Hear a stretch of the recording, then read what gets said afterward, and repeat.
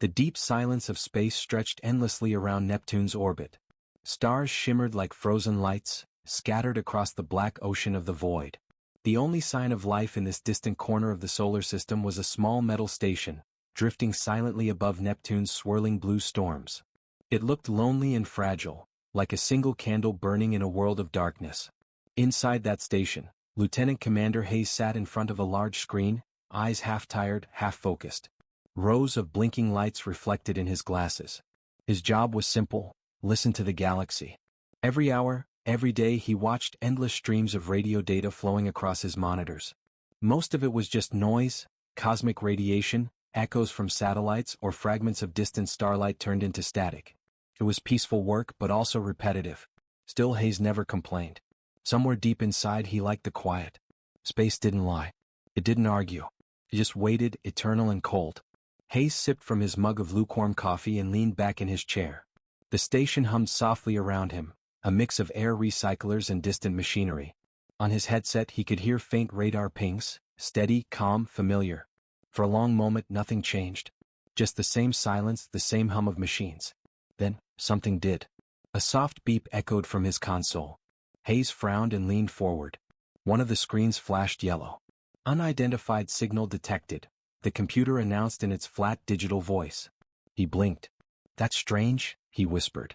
He typed a quick command, pulling up the source coordinates. The signal was coming from far beyond the outer planets, somewhere near the edge of the Proxima sector. That was unusual. Too far for any human transmission, too structured for natural radiation. Hayes adjusted the frequency, trying to clear the noise. The signal pulsed, slow, rhythmic, repeating. It wasn't random. It was organized. Computer, Hayes said quietly, isolate the transmission. Begin pattern analysis. The system beeped in acknowledgement. Lines of code and data scrolled rapidly across his display. Hayes leaned closer, eyes narrowing. The pattern was strange. Mathematical sequences, repeating prime numbers, then a pause, then more complex arrangements. His pulse quickened. This was no ordinary signal. Someone, something, was trying to communicate. He tapped his console again, enhancing the sound feed. The station filled with a low, distorted hum, like a whisper from the edge of space. Then, faintly, a rhythm emerged, tones, clicks, and static forming a kind of melody. Hayes felt a chill crawl up his spine. He glanced at the clock. 2:17 station time. No one else was awake. He hesitated for a moment, then opened a secure channel. Command deck, this is Hayes on monitoring duty. I've picked up an anomalous signal. I'm sending the data now. For a few seconds there was no reply. Then Captain Ross's voice came through, rough with sleep. Lieutenant, say again? You found what? Sir, an artificial signal. Non-terrestrial. It's broadcasting something structured. Ross's tone changed instantly. I'm on my way. Hayes didn't move. He just stared at the signal, his heart beating faster with every pulse. The data stream continued, steady, patient, deliberate. Like someone knocking from the other side of the universe. A few minutes later, the doors slid open and Captain Ross stepped in, pulling on his uniform jacket. His eyes locked onto the main screen. Show me. Hayes replayed the transmission. The captain watched in silence, the faint glow of Neptune's light reflecting off his face. After a moment he spoke quietly. That's no star noise. That's a message. Hayes nodded. Yes, sir. But from who? The captain didn't answer. Run it through the deep sequence decoder. Let's see what they're saying. The computer began its slow work, isolating frequencies, removing cosmic interference, rebuilding lost fragments. The sound shifted and cleared, transforming into a repeating digital tone. Then, suddenly, an image began to form. Pixel by pixel, shapes appeared on the screen, fuzzy at first, then sharper. It was a planet. A beautiful blue-green world orbiting a red star. Oceans, continents, clouds. Ross whispered, "That's not any world in our catalog." The image changed again. Now they saw cities, tall spires of silver and glass, glowing roads connecting them, skies full of soft light. Alien beings moved through the streets, slender, graceful, peaceful. They stared, amazed. They're real, intelligent life. Before they could say more, the image flickered. The scene darkened. Strange shadows appeared in the sky. Massive ships, black and angular, blocking out the sun. Then, without warning, fire erupted from the clouds. Explosions tore through the cities. Towers fell. The peaceful world turned into chaos. The two men froze, speechless. The signal continued to play, terrible scenes of destruction. Families running, ships exploding, fire consuming everything. Hayes's hands trembled on the console. Finally, the image focused on one figure, a wounded alien kneeling among ruins. The being looked into the camera, eyes wide and filled with pain. It began to speak, its voice weak but clear. The translator's text appeared slowly on the screen. "We are the Keth, our world is dying. Please, help us." Hayes felt his throat tighten. The alien's last words appeared in flickering text. "To the species called human, if you can hear this, please, we have no other hope." Then the screen went black. For a long time neither man spoke. The only sound was the soft hum of the machines and the distant echo of Neptune's winds outside the station walls. Captain Ross finally turned toward Hayes. His voice was low, serious. "Give me Earth command. Right now." Hayes nodded, his hands already moving across the console. As he sent the signal to Earth, he looked once more at the dark screen where the alien's message had vanished. Somewhere out there, in the endless sea of stars, an entire world was crying for help. He didn't know that tonight humanity's destiny was about to change forever. The call for help reached Earth within minutes. From Neptune's deep space station, the message traveled through the vast communication network until it reached Luna Base, the command heart of humanity's stellar defense. There, Admiral Morgan, a man with iron-gray hair and sharp eyes, stood before a massive holographic display, replaying the alien transmission again and again. The room was silent except for the soft hum of machinery. Every face around him, scientists, officers, and world leaders, was tense and pale. The message was undeniable. It wasn't a trick or a dream. A real alien world was dying. On one side of the screen, the Keth world shone in calm blue and green. On the other, fire and destruction spread like a sickness. Massive warships, belonging to something called the Vex Empire, rained down death from orbit. Admiral Morgan watched in silence, arms crossed. His voice, when he finally spoke, was low and controlled. "Pause the footage." The screen froze on the image of the wounded Keth survivor, the one who had begged for help. The Admiral looked around the room. "We've confirmed the coordinates." The transmission came from the Proxima system. Distance 4 light-years. The data matches. Their world is burning right now.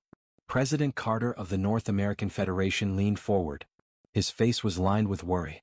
"How do we even know this isn't some kind of trap? We send our fleet and maybe these Vex are waiting for us." General Liu from the Asian Alliance shook his head firmly. "Our sensors confirm multiple high-energy signatures near Proxima. Massive explosions. Whatever is happening there, it's real." Admiral Morgan zoomed the hologram in, showing energy readings. "They're using plasma weapons, likely fusion-based. This level of firepower, only one purpose: extermination." The room fell quiet again. Some leaders turned their eyes away. Others clenched their fists in anger.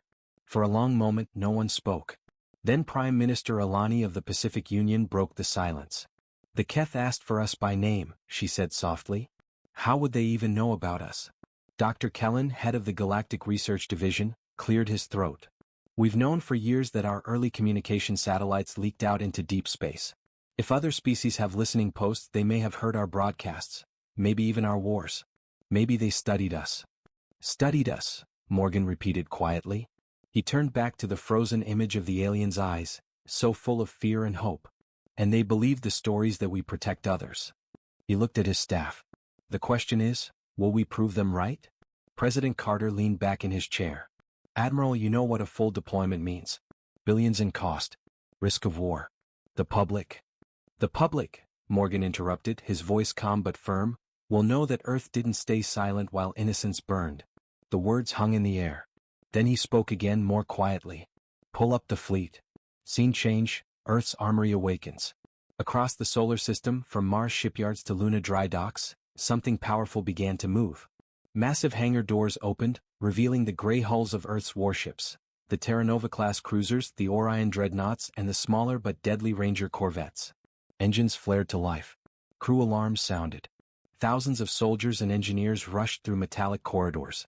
For years, humanity had built its fleet in silence, preparing for threats that never came. Now, that preparation would finally be tested. In orbit, Admiral Morgan stood on the bridge of the ESS Valkyrie, flagship of the Human Defense Fleet. Around him, other ships joined formation, 12 warships, each carrying enough power to level continents. He looked out at Earth through the window. Blue, peaceful, innocent. We were never meant to start wars, he said quietly. But some wars come looking for us. His second-in-command, Commander Silva, turned toward him. Sir, fleet status reports all green. Jump drives ready. Morgan nodded. Then set the course. Proxima Centauri. Relay to all ships. We move on my mark. Seen? The debate on Earth. Meanwhile, in the Global Council chamber, the debate grew fierce. Some leaders demanded caution. Others demanded action. President Carter rubbed his temples. If we engage, we risk everything. We don't know who the Vex are. We don't know their strength. General Liu responded sharply. We've seen their strength. They're killing children. If we wait, we'll just be watching another genocide. Prime Minister Alani spoke again, her voice clear. This is not about power. It's about what kind of species we are. If humanity turns away now, the galaxy will remember us as cowards. The room fell silent again.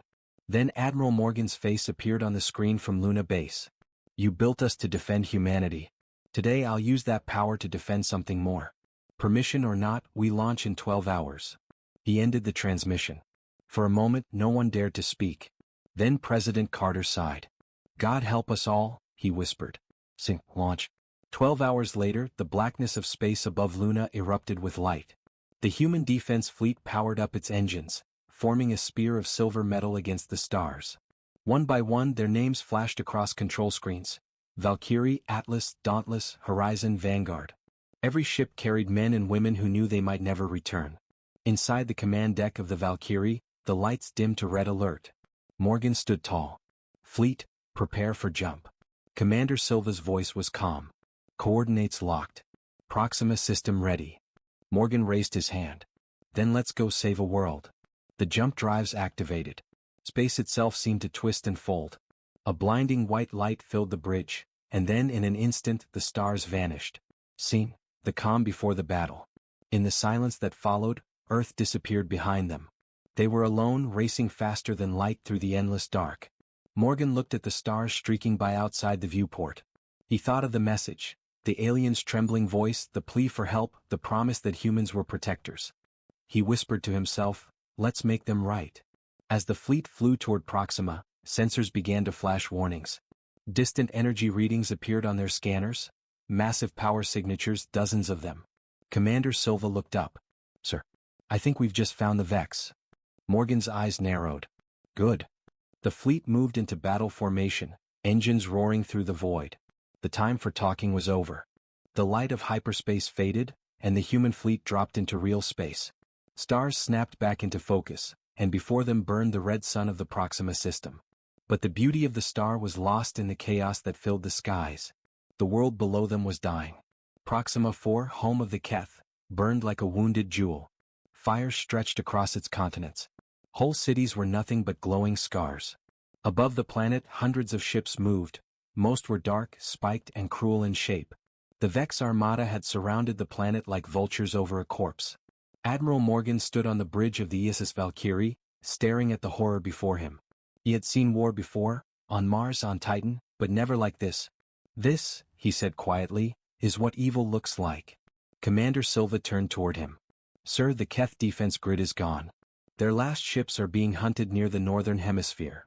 Morgan's eyes narrowed. Then we move now. They sent for help and we're it. Seen? The fleet assembles. Across space, Earth's 12 warships formed into a battle line. Engines flared blue. The massive dreadnought Atlas took the center, with Vanguard and Dauntless guarding the flanks. Smaller Ranger-class corvettes moved ahead, scanning the area. Transmit all-band message, Morgan ordered. To the Vex command. A communications officer nodded and began sending. Morgan's voice went through every open channel in the system. This is Admiral Morgan of Earth's Defense Fleet. You are attacking a world under our protection. Cease fire and withdraw immediately, or face consequences. The message echoed through space, bouncing off debris and wreckage. For a moment, nothing answered. Then a dark, mechanical voice broke through the static. Humans, you interfere in Vex conquest. You are unknown. You are irrelevant. You will die. The line went dead. Commander Silva exhaled slowly. I guess that's our answer. Morgan nodded once. Weapons free. Seen? The first shots. The silence of space broke apart as the Vex fleet turned toward them. Dozens of warships, sharp and black as blades, accelerated from orbit. Their weapons glowed red. The first barrage came like a storm, energy beams and plasma bursts filling the void. "Shields up!" Silva shouted. The Valkyrie trembled as the attack struck. Blue light rippled across the defensive field. "Damage?" Morgan asked calmly. "Minor, front shields at 82%, replied the engineer. "Return fire." The human fleet answered with fury. Railguns fired tungsten rounds the size of cars, moving faster than sound. Laser batteries cut through the dark, slicing into Vex armor. One enemy cruiser exploded in a silent bloom of fire, scattering metal into orbit. "Direct hit on target Alpha," Silva said. Morgan didn't smile. "Keep moving. Don't let them surround us." The battle spread across space, bright explosions lighting up the black. The Vex ships were faster but less armored. The humans hit harder, more precise, more coordinated. Seen? The Keth survivors. Far below, on the burning Keth homeworld, a few survivors watched from ruined rooftops. They saw the human fleet appear in their sky, bright streaks of blue fire cutting through the enemy formation. One young Keth soldier, his face covered in dust, whispered in disbelief, "They came. The humans came." Above him, a Vex ship exploded, lighting the sky like a second sun. Seen? The turning point. Back in orbit, the Vex flagship, a monstrous vessel named the Dreadspine, turned its cannons toward the Valkyrie. Its voice boomed through comms again. "You cannot win, human. We have conquered hundreds of worlds. You are nothing." Morgan replied coldly, "We've heard that before." He pointed at the tactical screen. "All ships, focus fire on the flagship. I want that thing gone." The fleet moved as one. Torpedoes, lasers and railgun fire converged on Dreadspine. Its shields flared crimson, holding, then cracking. The ship tried to retreat, but Dauntless and Atlas blocked its path. "Now!" Morgan commanded. The Valkyrie's main cannon fired, a beam of blinding white light piercing the dark. It hit the Vex flagship dead center. The explosion was silent, but every screen flashed white as the massive vessel broke apart. When the light faded, only debris remained. Cheers erupted across the human fleet. Silva allowed herself a small smile. "Flagship destroyed, sir." Morgan looked out the window. "Not bad for being irrelevant." Seen? The Vex counterattack. But the victory was short-lived. "Multiple warp signatures," shouted the sensor officer. "Dozens more ships incoming." Morgan turned sharply. "Reinforcements?" "Negative, they're all Vex." In seconds, new warships appeared, twice as many as before. Their formation surrounded the human fleet like a tightening net. The Vex commander's voice echoed once more. "You fight well, human, but you are few. Now you die." Morgan clenched his jaw. "We hold the line. Earth doesn't run." The second battle began, fiercer, closer, deadlier. The Vanguard was hit by 3 plasma torpedoes and went dark. Ranger 2 lost its engines. Flames tore through the Atlas's side decks. Silva shouted over the alarms. "We're losing ships." Morgan's eyes were hard. "Then every one of them dies with purpose. Keep firing." The fleet tightened its formation, using debris as cover. Human gunners fought like demons, calm, steady, relentless. Each shot they fired took down another Vex vessel. Then through the chaos, a signal appeared. "Sir, incoming transmission. It's from the planet." Morgan gestured. "Put it through." The hollow screen flickered. A Keth leader appeared, tired, burned, but alive. "Humans, you came. We will fight with you." "Then fight," Morgan said simply. "We'll cover your sky." Seen? The final push. The surviving Keth launched what ships they had left, small fighters and transports, barely armed. But together with the human fleet they struck back. For the first time the Vex assault began to falter. The sky above Proxima filled with light, explosions, beams, fire. The void became a battlefield of courage and vengeance. Morgan stood on the bridge, watching the tide of battle turn. "Commander," he said softly, "show them what happens when humanity answers a call for help." The Valkyrie surged forward, leading the final charge. The combined human and Keth forces fired together, breaking through the last of the Vex line. One by one the enemy ships exploded, until only silence remained. Seen? Aftermath. The wreckage of the Vex fleet drifted through space like dark ash. The red star of Proxima shone weakly through the smoke. On the planet, fire still burned, but hope had returned. Commander Silva looked at the battle map. "All enemy ships destroyed, sir. Proxima is secure." Morgan exhaled slowly, his voice quiet but firm. Then we did what we came to do. He stared out the window toward the planet below.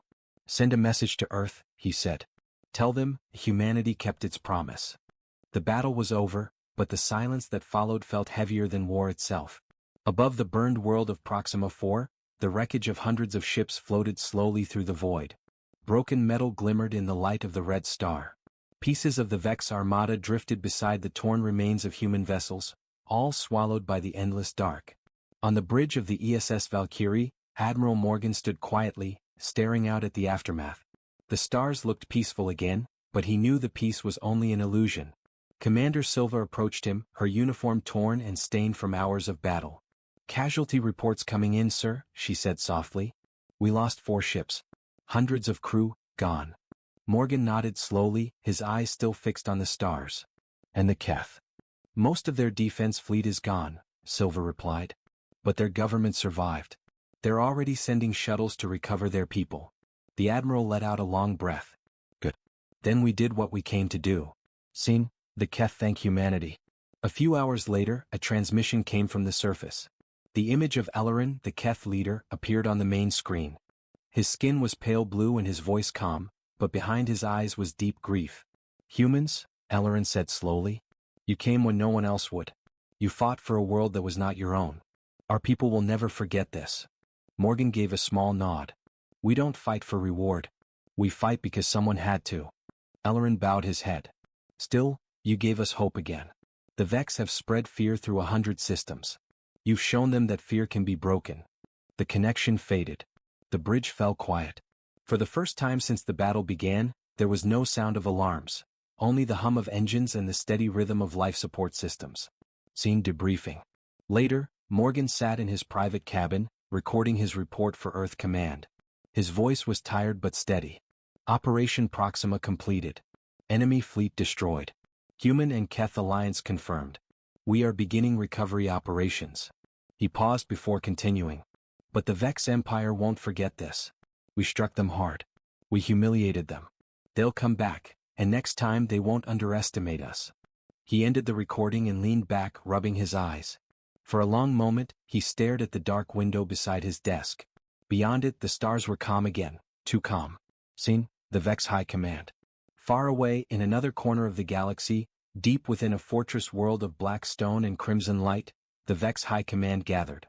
Their leader, Overlord Zarthan, stood before a holographic map showing the destroyed Proxima fleet.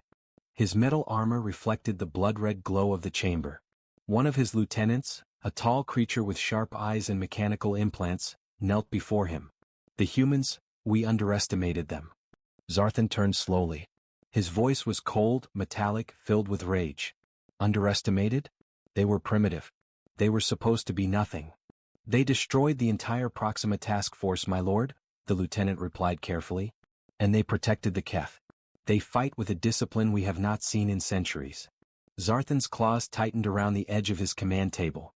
Then we will teach them what war truly means. He gestured toward the holographic map. A dozen new systems lit up red. Summon the Crimson Fleets. Tell every world that defied us that the age of mercy is over. The lieutenant bowed. And the humans, my lord? Zarthan's eyes burned brighter. Burn their worlds. Start with the one they call Mars. Seen, Earth learns the truth. Back in the solar system, the Global Council gathered once more. The victory at Proxima had shocked the galaxy and inspired it. Across human colonies, people celebrated. News channels called it the day humanity defended the stars. But inside the council chamber, there was no celebration, only tension. President Carter spoke first. Admiral Morgan's fleet did the impossible. But now we have a problem. The Vex Empire won't stop. Our sensors show heavy movement near the outer sectors. General Liu added grimly, they're mobilizing. Entire armadas are leaving their bases. They're coming for us. A quiet fear filled the room. Humanity had just stepped into a larger war, a war across the stars. Prime Minister Alani folded her hands. Then we prepare. The galaxy now knows who we are. If the Vex bring their empire here, they'll find a world ready to fight. Carter turned toward her. And if they bring 1,000 ships? She met his gaze. Then we'll build 2,000. Seen? The message from the Keth. Days later, a new transmission arrived on Luna Base. It was from Ellerin again, the Keth leader. His expression was grave. "Admiral Morgan," he began, "the Vex are gathering their fleets. They will not rest until they have crushed you, and us. But the galaxy is watching. Other races now whisper your name. The humans, the protectors, the warriors from the blue world." Morgan listened quietly as Ellerin continued. "There are many who have suffered under the Vex, worlds that might join you if you ask. Together we could stand as one." Morgan nodded slowly. "Then maybe it's time we stop being just defenders," he said. "Maybe it's time humanity takes the fight to them." Seen shadows gathering. In the darkness between stars, the Vex crimson fleets began to move. Thousands of warships formed into a burning wave. Each ship carried symbols of conquest. Each commander dreamed of vengeance. They no longer saw humanity as insignificant. They saw them as a threat, a new power rising in the galaxy. And as the fleets gathered, another shadow moved, quiet, unseen. A group of alien spies, once enslaved by the Vex, intercepted a fragment of human transmissions. They watched the recording of the battle at Proxima, seeing human ships tearing through the Vex line. One of them whispered, "Maybe the stories are true. Maybe the humans are the ones who will end the Empire." Sing, back on the Valkyrie. In the silence of his cabin, Admiral Morgan stood before a window, staring at the stars once more. The reflection of Earth's flag gleamed faintly behind him. Commander Silva entered quietly. "Sir, Earth Command confirmed reinforcements are being built. The new Terra Nova-class ships will be ready in months." Morgan gave a faint nod. "Good. Because months may be all we have." Silva hesitated. "Do you think we can win, sir?" He didn't answer right away. Instead, he looked out into the dark, toward the unseen corners of the galaxy where the Vex were gathering. "We don't need to win every battle," he said softly. "We just need to show them that humans never stop fighting." The darkness between the stars was no longer silent. It was alive, with war. From the red clouds of Vexor Prime, the Vex Empire launched its counterattack. Thousands of crimson ships lifted from their black hangars like a swarm of fire, their engines glowing like the blood of dying suns. The galaxy trembled as their war drums thundered across subspace. At the center of it all stood Overlord Zarthan, his steel armor gleaming with the reflection of entire fleets. Before him hovered a holographic image of the solar system. Earth, Mars, and Luna marked in bright blue. "Erase them," Zarthan commanded. "Let their blue worlds burn." Scene 1, the warning. Deep inside Luna Command, alarms blared as new signals appeared on long-range scanners. Lieutenant Hayes, the same man who first detected the alien SOS months ago, stared at his console in disbelief. "Admiral Morgan, sir. Multiple warp signatures inbound. Big ones. Thousands." Morgan, standing on the bridge of the ESS Valkyrie, turned toward the holographic display. Red icons were flooding the outer system. He clenched his fists. "They're coming straight for Mars." Commander Silva's eyes widened. "We don't have enough ships ready, sir." Morgan's voice stayed calm, steady as iron. "Then we hold the line with what we have." He opened a channel to all fleets. "To every ship under my command, this is Admiral Morgan. The Vex are coming. They think they can break us. They're wrong." Scene 2, the calm before the storm. Hours later, above the red desert of Mars, the first human defense fleet waited. Only 87 ships stood between Earth and extinction. The Martian colonies had gone dark to avoid being detected. Families hid in underground bunkers, children clutching their parents as distant thunder rolled from the upper atmosphere, the sound of approaching war.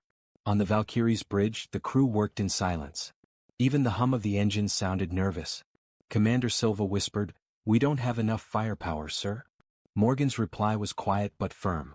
"We don't need enough. We just need courage." He turned toward the window, watching Mars rise below. "It's our home now. Let's defend it." Scene 3, the Vex arrive. The darkness rippled. Then, light. The first Vex battleships tore out of warp space, their massive hulls glowing red, covering half the sky. Behind them came thousands more, each shaped like a blade, each built for destruction. The bridge lights flickered as the sensors screamed with overload. Silva whispered, "My God." Morgan raised his voice. "All ships, open fire." The human fleet unleashed everything at once. Missiles streaked through the void, railguns thundered, and laser fire turned the sky into a storm of color. The first wave of Vex ships burned under the assault, but more replaced them instantly. The battle for Mars had begun. Scene 4, the battle rages. The void erupted in chaos. Human destroyers danced between massive Vex cruisers, firing torpedoes at close range. Explosions flashed like dying stars. Morgan barked orders as enemy ships closed in. Shift formation. Focus fire on the flagship. Commander Silva shouted, Vex bombers breaking through. They're heading for the surface. Not if I can help it, said Captain Rao of the ESS Guardian, his voice coming through the comms. His ship, already burning, accelerated straight into the enemy line. Silva gasped. He's not pulling back. Rao's final words were steady. Tell Earth, we held the line.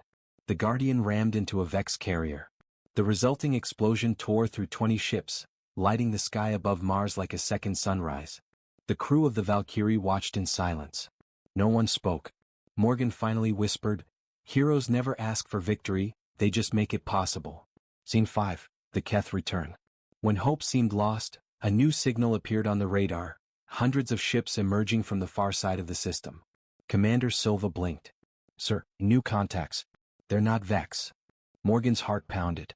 Put it on screen. The display lit up with blue symbols, the Keth fleet returning to repay their debt. Elleren's voice echoed through the comms. Humans, you came for us when the galaxy turned away. Now we come for you. The battlefield roared back to life as Keth cruisers joined the fight, their energy cannons slicing through the Vex ranks. For the first time the tide began to turn. Scene 6, the final stand. But the Vex were not done. Their flagship Oblivion advanced, dwarfing every other vessel. Its main cannon glowed, gathering enough energy to vaporize Mars itself. Morgan shouted, All ships focus on that cannon. We can't let it fire. Every remaining human and Keth ship opened fire. Explosions rippled across the flagship's hull, but it kept coming. Then a calm voice spoke from the comms. It was Hayes, still aboard the old Deep Space Monitor station now orbiting near Neptune. Admiral, I still have the original Vex distress beacon from months ago. If I reverse the frequency and overload it, it could cause a chain reaction in their comms array. Morgan understood instantly. Hayes, that'll kill you. Hayes smiled faintly through the static. Someone has to finish what we started. Moments later, the beacon activated. A pulse of blue light rippled across space, hitting the Vex flagship's communication systems. Sparks erupted. Power cores failed. The Oblivion exploded in a blinding flash, its shockwave tearing through the remaining fleet. When the light faded, the sky above Mars was empty. The Vex were gone.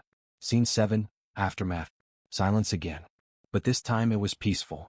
Mars turned slowly beneath the surviving ships, its deserts glowing gold in the sunlight. Silva whispered, Hayes did it. Morgan stared out at the horizon. He saved us all. Elleren's face appeared on the comms once more. The Vex will not recover from this soon. You have given the galaxy something new, hope. Morgan nodded. Hope is humanity's oldest weapon. He looked down at Mars, scars of battle marking the surface. Let's rebuild.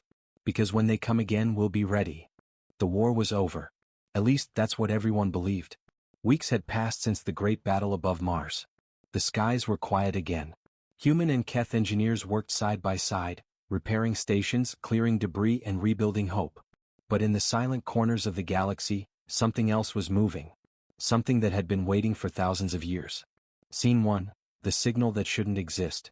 On Luna Command, Admiral Morgan stood by the large observation window, watching Earth rise above the moon's gray horizon. For the first time in months, he allowed himself a small breath of peace. Maybe, he whispered, we actually did it. Commander Silva approached with a data pad. Sir, reconstruction is ahead of schedule. The colonies are stable. The Keth fleet will remain in orbit for 3 more weeks. Morgan nodded. Good. They've earned our trust. Just then, a soft alarm beeped from Silva's wrist comm. She frowned and tapped the screen. That strange, deep space sensor array on Neptune just went active again. Morgan turned sharply. Neptune? That was Hayes' station. Yes, sir, Silva said slowly, but it's been dark since the battle. The Admiral stared at her. Show me the data. A hologram appeared between them, static, flickering, broken fragments of signal. But among the noise, a voice whispered. Not human. Not Keth. Not Vex. It spoke in a tone that made the lights dim and the air grow colder. You are not alone in your victory. We have watched you. Scene 2, the Lost Station. A small scout ship was sent to investigate. Inside, Lieutenant Marin, one of Hayes' former students, piloted the craft through the icy shadows of Neptune's orbit. There it is, she said softly. The deep space monitoring station floated ahead, dark, damaged but somehow still powered. The ship docked with a metallic clang. Marin and her team entered through the airlock, lights cutting through clouds of frozen dust. Everything was silent. Desks overturned, monitors cracked, the faint smell of burned circuits in the air. But on one wall, a single monitor was still glowing faint blue. It showed data streaming across the screen, coordinates, frequencies, and a symbol that no one recognized. 3 rings overlapping, surrounding a single eye. Marin frowned. That's not human, or Keth, or Vex. Suddenly the monitor flickered and Hayes's voice came through, weak, broken, full of static. If anyone hears this, don't respond. They're not gone. The Vex were only the beginning. The message cut off. Marin froze. Computer, replay that. But the system shut down completely, the screen going black. The silence felt heavier now, like the station itself was listening. Scene 3, the Council of Allies. Back on Luna, Admiral Morgan and Keth Ambassador Ellerin stood before a massive screen showing the strange symbol. Ellerin's expression darkened. I've seen this before, on the ruins of my ancestors' worlds. Morgan turned toward him. You mean, it's ancient? Ellerin nodded slowly. Older than any of our species. The Keth call them the architects. They built the first gates, the first empires. Then they vanished, leaving only silence behind. Commander Silva whispered, You think they're coming back? Ellerin looked at her with solemn eyes. No. I think they never left. The room fell silent. Every human officer felt the same cold shiver that Ellerin did. Scene 4, The Awakening. Far across the galaxy, beyond the shattered remains of Vexor Prime, a storm was forming in deep space. Dead planets began to glow faintly, covered in strange symbols of light. Moons cracked open as enormous black structures rose from beneath their surfaces. Machines the size of continents, humming with impossible energy. From within one of these colossal machines, a single red eye opened. A voice, calm and emotionless, echoed through the void. The experiment continues. The younger races have reached the threshold. Thousands of identical eyes lit up across the galaxy. Begin Phase 2. Scene 5, Shadows over Earth. On Earth, strange phenomena began to occur.